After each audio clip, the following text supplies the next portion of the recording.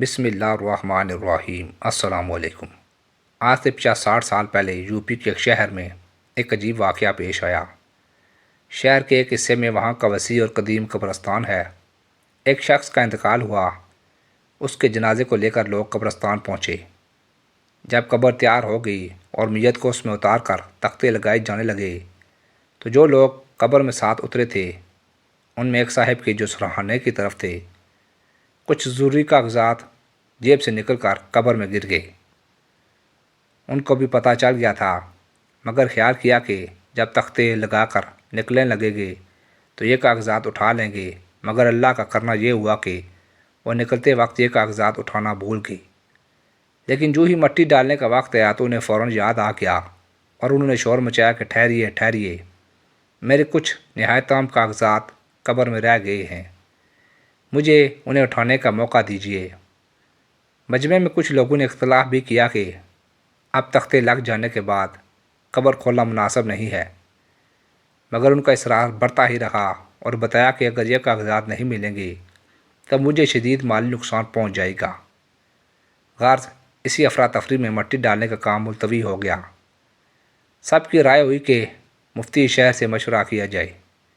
چنانچہ صاحب معاملہ اور دوسرے لوگ فوراً مفتی شہر کے پاس پہنچے اور سارا واقعہ بیان کیا۔ مفتی صاحب کی رائے ہوئی کہ جن صاحب کا سامان قبر میں رہ گیا ہے وہی خود صرف اسی جگہ کا تختہ ہٹا کر اپنا سامان اٹھا لیں جہاں ان کے خیال میں وہ سامان گرا ہے۔ یہ لوگ فوراً قبرستان واپس آئے جہاں لوگ ان کا انتظار کر رہے تھے اور مفتی صاحب کی رائے سے سب کو آگاہ کیا۔ بلاخر سب لوگوں نے صاحب معاملہ کو اجازت دے دی کہ جس جگہ آپ کا اپنا سامان گرنا یاد ہو صرف اسی جگہ سے تختہ ہٹا کر اٹھا لیجئے۔ انہوں نے کہا مجھے اچھی طرح سے یاد ہے کہ وہ سرہانے گرا تھا۔ چنانچہ انہوں نے سرہانے سے ایک تختہ ہٹا کر جیسے ہی اپنا ہاتھ قبر میں ڈالا فوراً چیختے ہوئے ہاتھ باہر نکال لیا اور یہ کہہ کر تڑپنے لگے کہ ہاتھ جل گیا، آگ لگ گئی، ہاتھ جل گیا، آگ لگ گئی۔ لوگ حیران تھے کہ یہ کیا ہو گیا۔ جیسے تیسے مٹی ڈال کر قبر تو بند کر دی گئی اور لوگوں نے ان کے ہاتھ کو اچھی طرح دیکھنا شروع کیا۔ بظاہر وہ ہاتھ بالکل صحیح و سلامت تھا اور کسی طرح کے جلنے کی کوئی علامت نہ تھی۔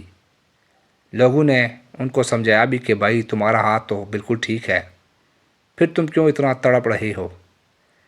لیکن ان کی چیخو پکار کے سامنے کسی کی کوئی بات نہ چل سکی۔ اسی حالت میں چرپائی پر ڈال کر لوگ ان کو گھر لائے اور جہاں بھی بے قراری اور تڑپ کا وہی حال تھا۔ لوگوں کی رائے ہوئی کہ کسی اچھے ڈاکٹر کو دکھایا جائے۔ اتفاق سے اس زمانے میں شہر کے سول سرجن مسلمان تھے۔ لوگ ان کے پاس لے گئے۔ انہوں نے جدید آلات کی مدد سے سارے ہاتھ کا معائنہ کیا، مگر ان کو جلنے یا آگ لگنے کی کوئی علامت نہیں مل سکی۔ ساری کھال بالکل ٹھیک تھی، رگوں میں خون کی آمد و رفت حسب دستور تھی، ہڈی اور گوشت وغیرہ سب اپنے حال پر باقی تھی، مگر وہ یہی کہے جا رہے تھے کہ ہاتھ جل گیا اور آگ لگ گئی۔ ان کی تڑپ اور بے چینی کسی سے دیکھی نہیں جا رہی تھی۔ ایک چیز تھی جو سارے گرد و پیش کو دکھلائے ہوئے تھی۔